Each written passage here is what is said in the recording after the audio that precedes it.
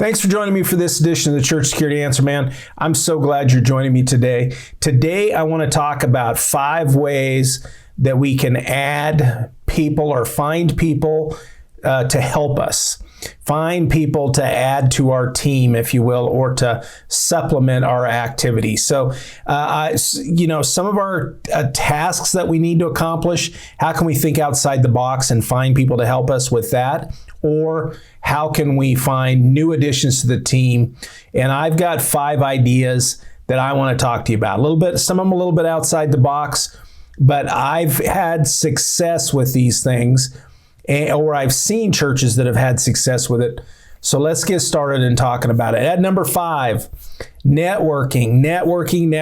That's one of the keys, is getting outside of your normal routines and areas and going down and interacting with local criminal justice, public safety folks, law enforcement, corrections officers, probation officers, firefighters, and so on, and maybe even other security teams as well. So go into those folks that already have skills, already do training, and talk to them about doing training for your team.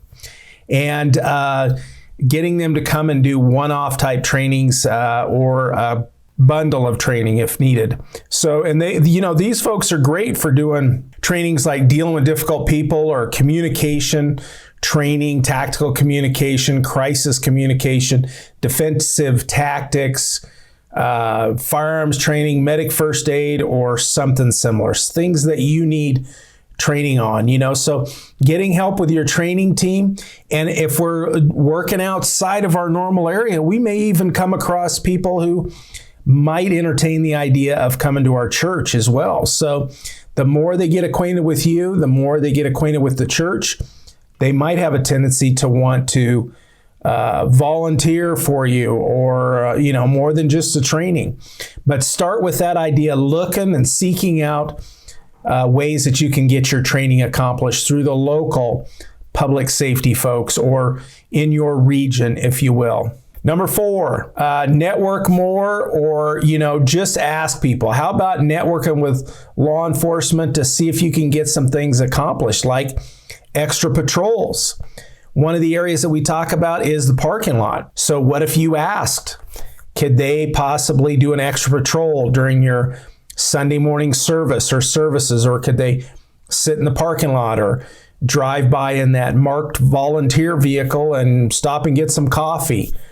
I don't know what that looks like, but why not ask and try to network with your local contacts? And maybe in that process, we get to number 3, which is we're seeking out people that can help with your team. Look at within those groups that we've already talked about, the vacation checks folks or volunteers at agencies. What about looking at those folks, because they're oftentimes retired when they're on those volunteer vacation check teams or extra patrol requests, those kind of things. They've retired, so maybe they could come and sit in the parking lot or come and sit in the lobby, something along those lines. I know it's not our normal thinking, but I just want to bounce it off of you to think outside the box and see if maybe we're going out recruiting people for these tasks rather than just looking just at the people that attend our church.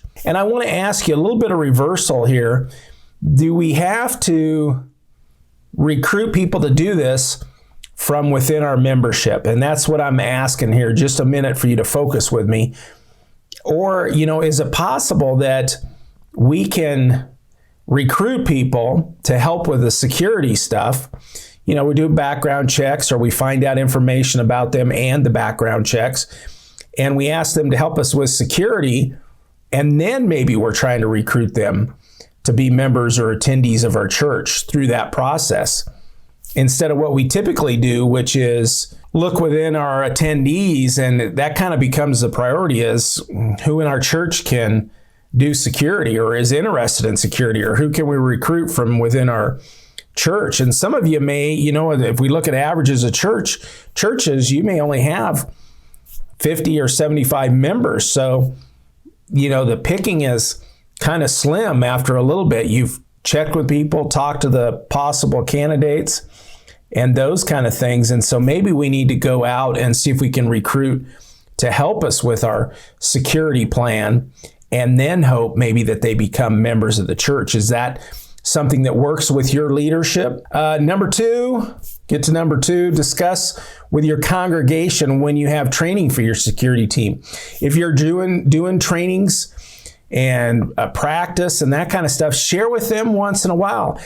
I'm not for saying, hey, we're looking for security people, because you're going to probably get people you don't really want on your security team.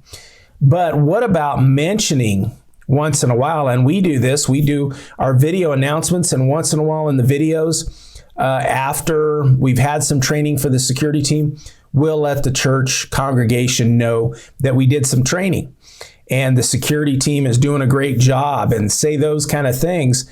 Be positive about it and share with them. And it's a multi-purpose message. One, it lets a lot of your congregation know that you have a security plan, you have a security team, and you're working to take care of them.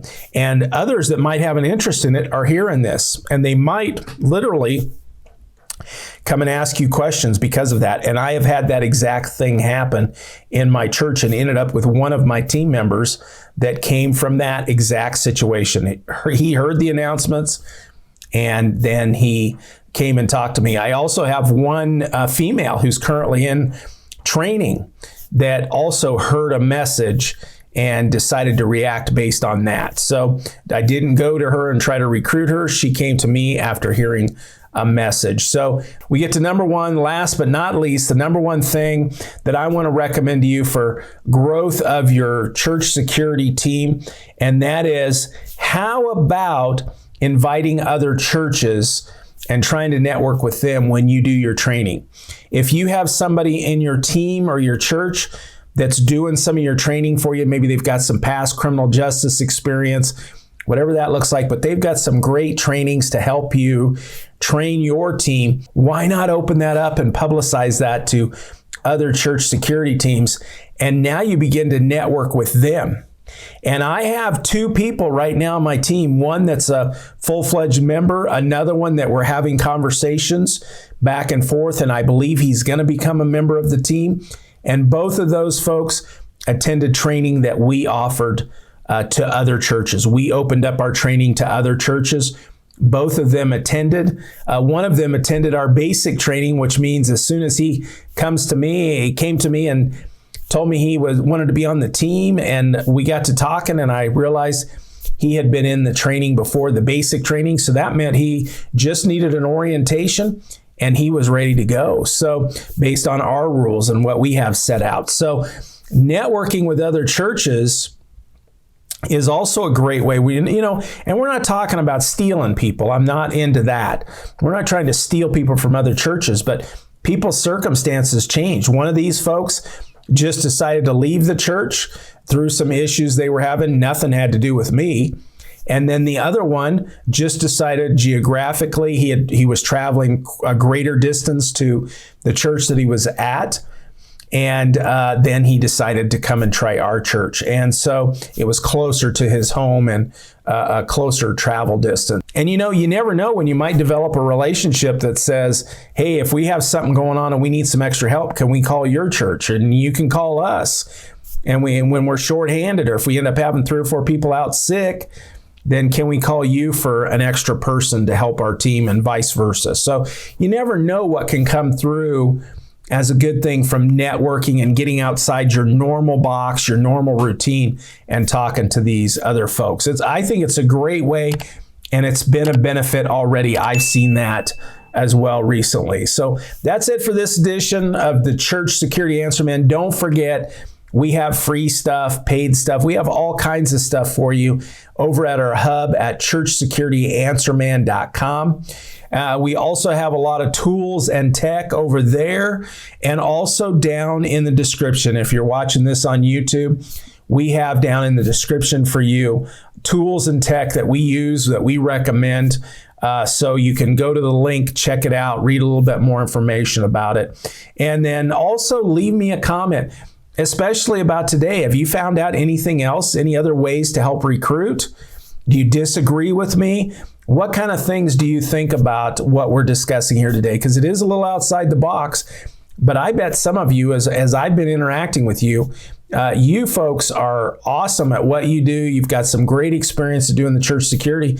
Hey, maybe you found another way to recruit people to your team. So share that with us down in the comments section.